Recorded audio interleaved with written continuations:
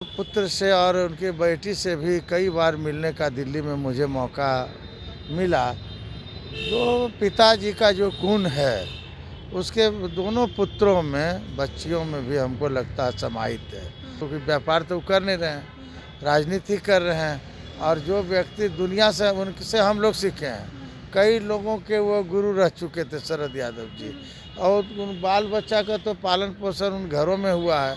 तो स्वाभाविक है कि राजनीति, पॉलिटिकल कॉन्सेंस जो होना चाहिए वो काफ़ी उसमें होगा। और आगे की लड़ाई को अंजाम देने के लिए हमको लगता है वो काफ़ी उपयोगी सिद्ध होगा पार्टी के लिए। तेजस्वी यादव सहयोग करेंगे?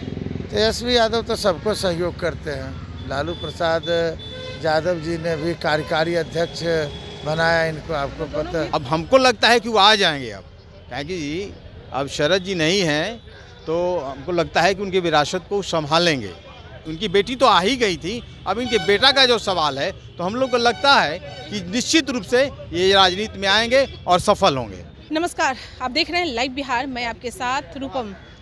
शरद यादव का कलश यात्रा आरजेडी कार्यालय से शुरू होगा। तेजस्वी यादव का इंतजार हो रहा है और जैसे ही वो आते हैं, फूल चढ़ाते हैं, उसके बाद यात्रा शुरू होगी। जितने भी समर्थक हैं वो सभी लोग इनके साथ निकलेंगे। चलिए, एक चीज़ और मैं बताना चाहूँगी, उनका जो कलश है, उनके बेटा और बेटी शांतनु और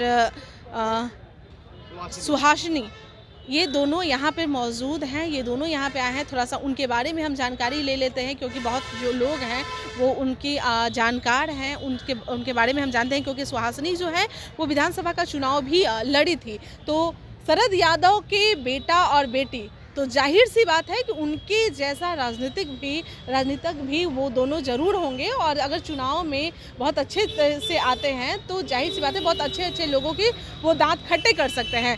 तो अभी सुहासिनी और ये दोनों यहाँ पे मौजूद हैं, उनके बेटा बेटी शरद यादव के दोनों मौजूद हैं। तो क्या लग रहा है, अब ये दोनों क्या राजनीति में कदम अगर रखते हैं? हम लोगों को उम्मीद है। इधर देखिए, क्या नाम है आपका? मेरा नाम नंद कुमार सिंह है। कहाँ से आए हैं आप? कैमूर से आए हुए हैं।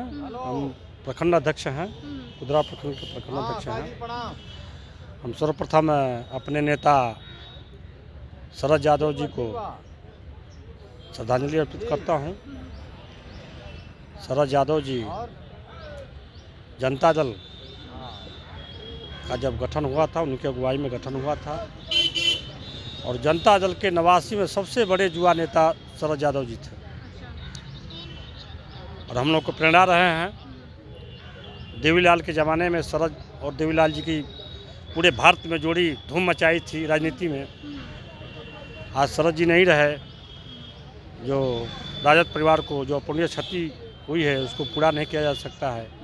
फिर भी हम लोग उनके पद चिन्हों पर, उनके समाजवाद के जो झंडा उन्होंने जो गाड़ा है, सामाजिक न्याय के लिए जो उन्होंने आवाज़ उठाई, उसके लिए हम लोग लड़ते रहेंगे और आगे उनके कदमों को बढ़ते रहेंगे। चलिए, एक चीज़ मुझे बताइए, उनके जैसे ये 3 दोस्त थे, तीनों दोस्त ने बहुत अच्छा ही बिहार में जो राजनीति जो करना चाहिए, बहुत अच्छा इन्होंने झंडा गाड़ा था। रामविलास पासवान, लालू यादव, शरद यादव।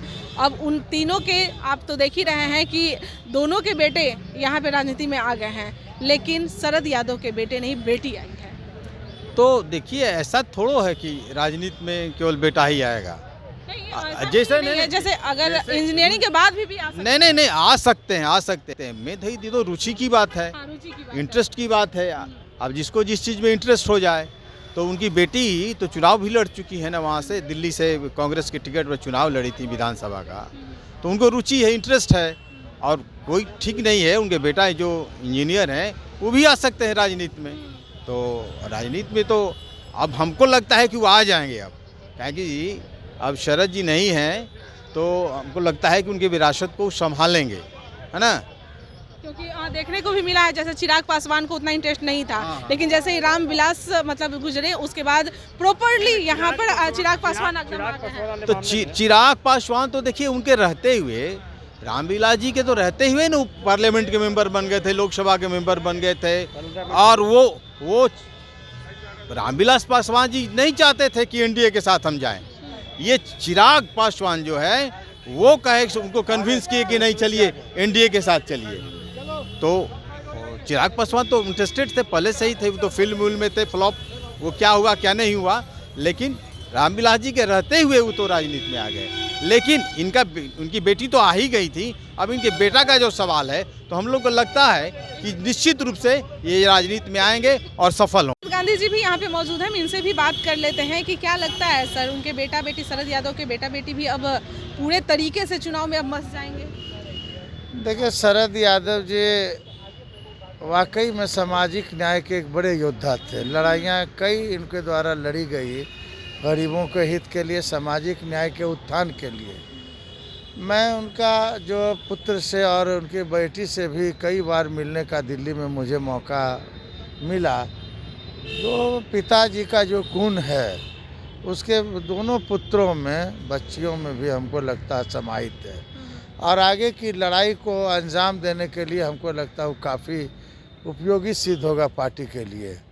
और जब राजनीतिक का व्यक्ति, राजनीतिक व्यापार तो कर नहीं रहे हैं, राजनीति कर रहे हैं, और जो व्यक्ति दुनिया से, उनसे हम लोग सीखे हैं, कई लोगों के वो गुरु रह चुके थे शरद यादव जी, और उन बाल बच्चा का तो पालन पोषण उन घरों में हुआ है, तो स्वाभाविक है कि राजनीति, पॉलिटिकल कॉन्सेंस जो होना चाहिए वो काफ़ी उसमें होगा, और सामाजिक न्याय की धारा को बिहार में मजबूत करने में उनका अहम योगदान रहेगा। तेजस्वी यादव सहयोग करेंगे?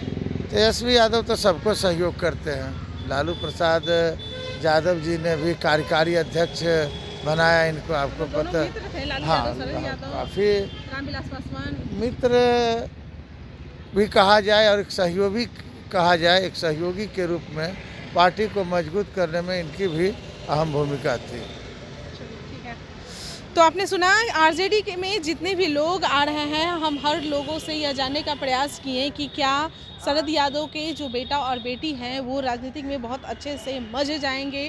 जिस तरह से शरद यादव, जिनका एक अलग ही पहचान है, एक अलग ही नाम है और एक अलग ही राजनीतिक माहौल को बहुत ही अलग वो रखे थे, तो हर कोई यही कहता है कि उनसे बहुत कुछ सीखने को मिला था। तो जाहिर सी बात है उनके गुण जो है उनके बेटा बेटी में पूर्ण तरीके से होगा और वो राजनीतिक में आएंगे।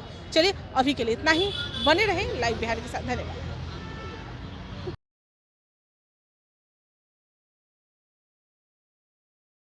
लाइव बिहार YouTube पर सब्सक्राइब और Facebook पर लाइक जरूर करें।